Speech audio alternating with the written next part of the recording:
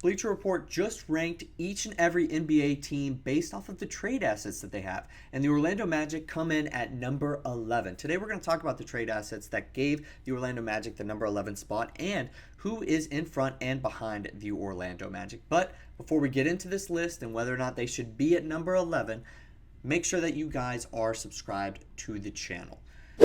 Guys, 90.6 of you who are watching our videos aren't subscribed, so join the Magic Digest family. We're trying to build an Orlando Magic basketball community here on YouTube, and the best way to support us and join us is to subscribe. Now, let's get into the first part of this list, which is obviously the Orlando Magic. Well, they list as the notable players that are trade assets as are Jonathan Isaac, Cole Anthony, and Anthony Black. And the notable picks are the 25 first that we own, 25 first from Denver, 26 first that is our own, and then the 26 first via Phoenix or Washington, and then obviously the 27 through 31 first that are our own. Okay, so there must be a little bit of an explanation before we get further into exactly why they ranked those players as our tradable assets and why they had those picks there. First, the beginning of the article does preface a few things. It says that, look, Nikola Jokic would be immensely valuable on the trade market, but they're not just ranking players on rosters. They're ranking players that could feasibly get traded within the near future that they could see. So they obviously didn't include Paolo Banchero or Franz Wagner for the Orlando Magic, or else, who knows, this list would be all over the place. And they also did have to mention that the NBA has a rule that prevents you from trading your first round picks in consecutive years without getting one in return. So they did mention that you can get pick swaps, but you can't go without a first round pick 2 years in a row. That's a rule from the NBA, just trying to save owners, and for the most part it probably does a fairly good job. But they didn't really put too much of an emphasis on picks because of that. They did mention the pick swaps, but that's why it was mainly driven by some of the players that would be available. Okay, so let's get into Jonathan Isaac, who they mentioned as one of our tradable assets. Obviously, we renegotiated his deal and extended him for a few more years. I believe he's got 4 more years after this upcoming year on his contract. He's looking like he could end up being a very favorable contract as the Orlando Magic grow as a team and the salary cap, approaches dangerous territories in a couple of years. But for the most part, I was actually surprised that they mentioned him as one of the best tradable assets, and that's for a few reasons. And the biggest reason of it is probably his health. Obviously, when you're talking about Jonathan Isaac and his career, you're going to have to mention health. That's been the biggest concern, and he has not been healthy for pretty much a full season, except for last year in his entire career, and he hasn't really suffered or gone an entire season without suffering a major injury. So I was very surprised that they mentioned him, because I think the Orlando Magic probably have more of a love for him than any other team in the NBA, and that's usually not a good position to be in when you're on the trade market. So I was surprised that they mentioned him. I think they're talking more so about his contract being team friendly as time goes on. But this is something that we would have to potentially revisit in a few years. I'm not really seeing it, if I'm being honest. If he's healthy for a couple of years, he still has 3 more years, still on the team-friendly deal, and then it's like, why would you want to give him up at that point and, just have him on the roster, especially whenever you probably can't go out there and afford more free agents. I was a little skeptical of this pick. Now, the other guy that they obviously mentioned was Anthony Black, and yesterday we talked about Jett Howard being one of the players that could possibly be traded. I don't know about this one either, only because it's just a little too early for him as well.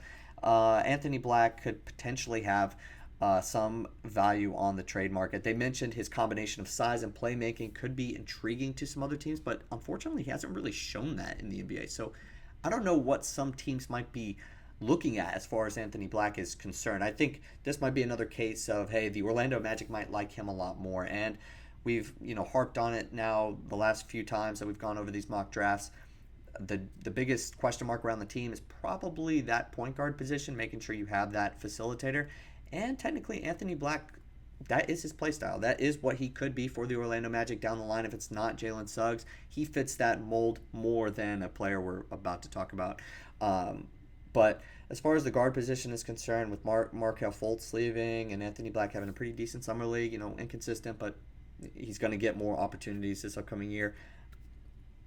Down the line. That's a down the line thing if he doesn't fit our timeline, and I mentioned that with Jett Howard, the timeline stuff. It might be too young to grow with this team, who's entering a win now mode in a few years. But interesting nonetheless. But I don't know if that's even our best or biggest trade assets. It doesn't mention Wendell Carter Jr., but we'll get into that in a second. Okay, the third player that they mention is Cole Anthony.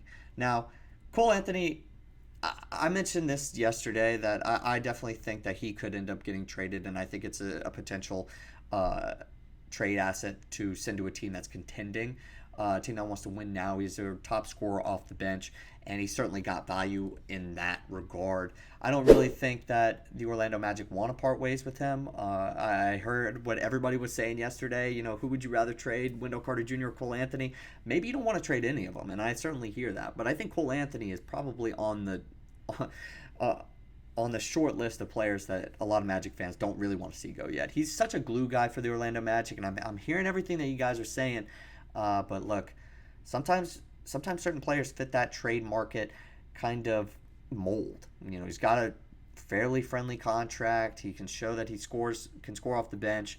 Shot it pretty well. Not as well as you'd like him to shoot, obviously, but good enough for some other teams to take a shot at him, and could potentially be that second scorer off the bench on a lot of contending teams. So I think a lot of people would like that. He didn't play well enough, I don't think, in the playoffs to really kind of separate himself. But if he plays really well and Jalen Suggs takes over, like I said, I think they might pass on Cole Anthony's services and just go straight to Anthony Black. It just depends on how exactly that Jalen Suggs at the point guard position really works out. But I like Cole Anthony. I'm not going to give up on him just yet or anything like that. But I see why they did it.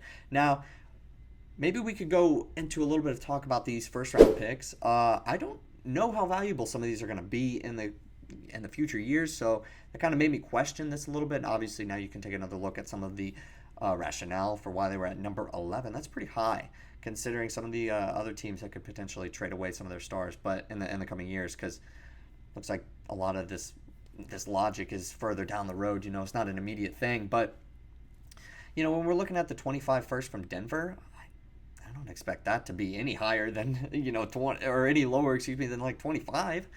And then Phoenix and Washington, obviously that could be anything. In 2026, obviously that's coming from the same team. But I'm not saying like 27 through 31 or 25 first from us are going to be like anything to run home about, unless like the team's just absolutely dead at a certain point, and then obviously it would have a big trade value, but they wouldn't want to trade it. They'd want to draft a player. So I don't really know exactly if we're number 11th in the NBA, but I definitely have to also mention that the Miami Heat are right behind us. That could be a blow it up situation. So maybe they're a little bit ahead. If they decide to blow everything up and trade Jimmy or keep Bam, build around him, I doubt they would do that. But without another star there, maybe they continue to shop Tyler Hero, but they continue to find nothing available for him. And then Charlotte was right in front of us, and Charlotte could end up trading a guy that they've paid a lot of money to, and I could definitely see that happening. And some of their young guys maybe don't fit their timeline. They just check it all down, retry again. Could see that, of course. But let me know what you guys think in the comments. Are we really the number 11th team as far as trade assets go?